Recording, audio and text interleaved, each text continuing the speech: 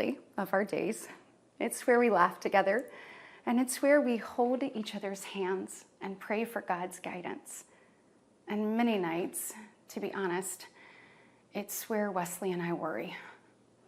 I know we're not alone.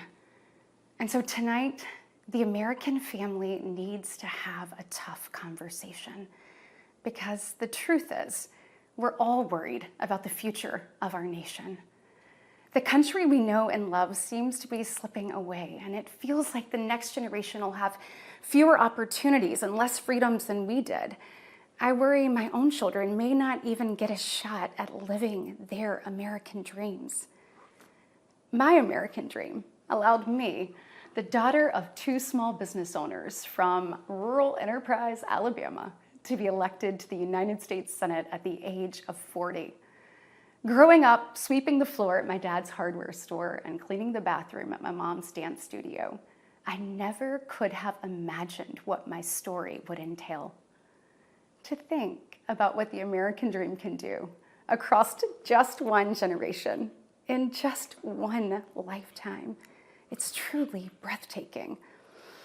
But right now, the American dream has turned into a nightmare for so many families. The true, unvarnished state of our union begins and ends with this: our families are hurting. Our country can do better. And you don't have to look any further than the crisis at our southern border to see it. President Biden inherited the most secure border of all time. But minutes after taking office, he suspended all deportations, he halted construction of the border wall, and he announced a plan to give amnesty to millions. We know that President Biden didn't just create this border crisis, he invited it with 94 executive actions in his first 100 days. When I took office, I took a different approach. I traveled to the Del Rio sector of Texas. That's where I spoke to a woman who shared her story with me. She had been sex trafficked by the cartels starting at the age of 12. She told me not just that she was raped every day, but how many times a day she was raped. The cartels put her on a mattress in a shoebox of a room, and they sent men through that door over and over again for hours and hours on end. We wouldn't be okay with this happening in a third world country. This is the United States of America, and it is past time, in my opinion, that we start acting like it. President Biden's border policies are a disgrace. This crisis is despicable. And the truth is, it is almost entirely preventable. From fentanyl poisonings to horrific murders, there are empty chairs tonight at kitchen tables just like this one because of President Biden's senseless border policies. Just think about Laken Riley. In my neighboring state of Georgia, this beautiful 22-year-old nursing student went out on a jog one morning, but she never got the opportunity to return home. She was brutally murdered by one of the millions of illegal border crossers President Biden chose to release into our homeland. Y'all, as a mom, I can't quit thinking about this. I mean, this could have been my daughter. This could have been yours. And tonight, President Biden finally said her name. But he refused to take responsibility for his own actions. Mr. President, enough is enough. Innocent Americans are dying, and you only have yourself to blame. Fulfill your oath of office, reverse your policies, end this crisis, and stop the suffering.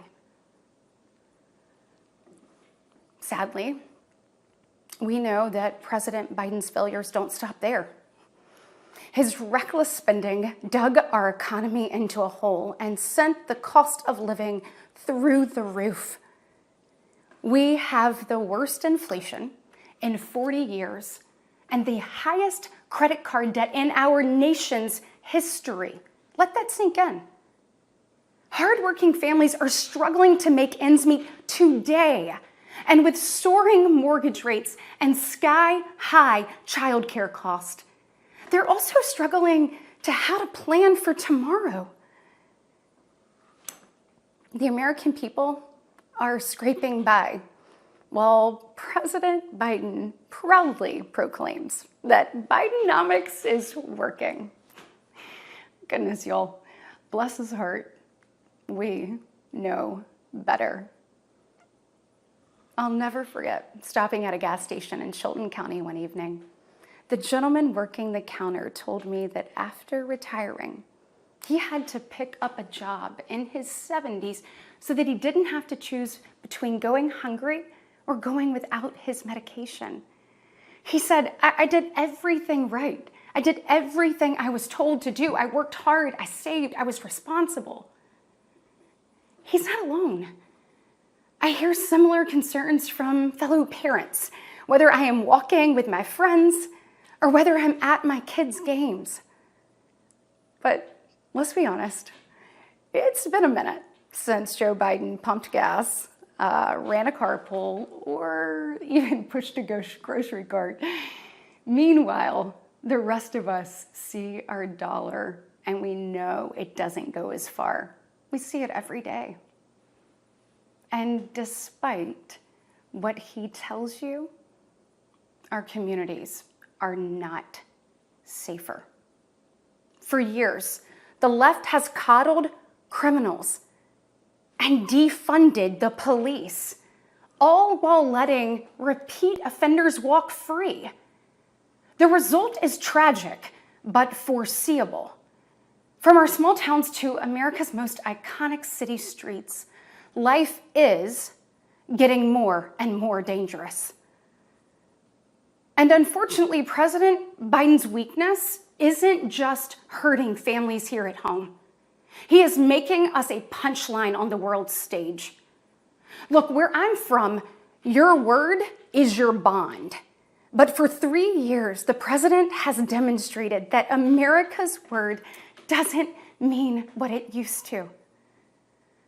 From abandoning our allies in his disastrous withdrawal from Afghanistan to desperately pushing another dangerous deal with Iran, President Biden has failed. We've become a nation in retreat, and the enemies of freedom, they see an opportunity. Putin's brutal aggression in Europe has put our allies on the brink. Iran's terrorist proxies have slaughtered Israeli, Jews, and American citizens. They've targeted commercial shipping, and they've attacked our troops nearly 200 times since October, killing 3 U.S. soldiers and 2 Navy SEALs. Meanwhile, the Chinese Communist Party is undercutting America's workers. China is buying up our farmland, spying on our military installations, and spreading propaganda through the likes of TikTok. You see, the CCP knows that if it conquers the minds of our next generation, it conquers America. And what does President Biden do? Well, he bans TikTok for government employees, but creates an account for his own campaign. Y'all, you can't make this stuff up. Look, we all recall when presidents faced national security threats with strength and resolve. That seems like ancient history. Right now, our commander-in-chief is not in command. The free world deserves better than a dithering and diminished leader. America deserves leaders who recognize that secure borders, stable prices, safe streets, and a strong defense are actually the cornerstones of a great nation. Just ask yourself, are you better off now than you were 3 years ago? There's no doubt we're at a crossroads, and it doesn't have to be this way. We all feel it. But here's the good news. We, the people, are still in the driver's seat.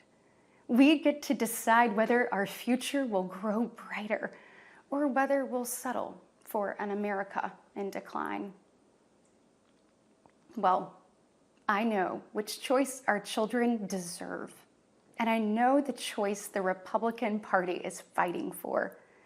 We are the party of hard-working parents and families, and we want to give you and your children the opportunities to thrive.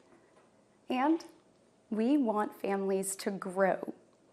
It's why we strongly support continued nationwide access to in vitro fertilization. We want to help loving moms and dads bring precious life into this world. Wesley and I believe there is no greater blessing in life than our children. And that's why tonight, I want to make a direct appeal to the parents out there, and in particular to my fellow moms, many of whom I know will be up tossing and turning at 2 a.m., wondering how you're going to be in 3 places at once and then somehow still get dinner on the table. First of all, we see you, we hear you, and we stand with you. I know you're frustrated. I know you're probably disgusted by most of what you see going on in Washington, and I'll be really honest with you, you're not wrong for feeling that way. Look, I get it. The task in front of us isn't an easy one, but I can promise you one thing. It is worth it. So I am asking you, for the sake of your kids and your grandkids, get into the arena. Every generation has been called to do hard things. American greatness rests in the fact that we always answer that call. It's who we are. Never forget, we are steeped in the blood of patriots who overthrew the most powerful empire in the world. We walk in the footsteps of pioneers who tamed the wild. We now carry forward the same flame of freedom as the liberators of an oppressed Europe.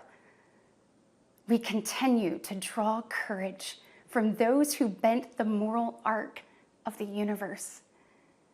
And when we gaze upon the heavens, never forget that our DNA contains the same ingenuity that put man on the moon.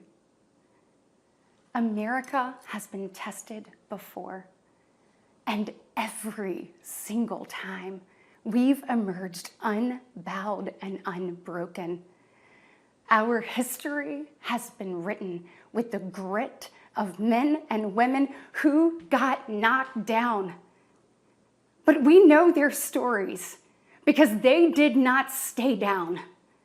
We are here because they stood back up. So now it's our turn.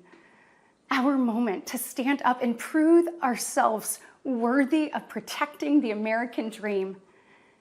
Together, we can reawaken the heroic spirit of a great nation. Because America, we don't just have a rendezvous with destiny. We take destiny's hand and we lead it.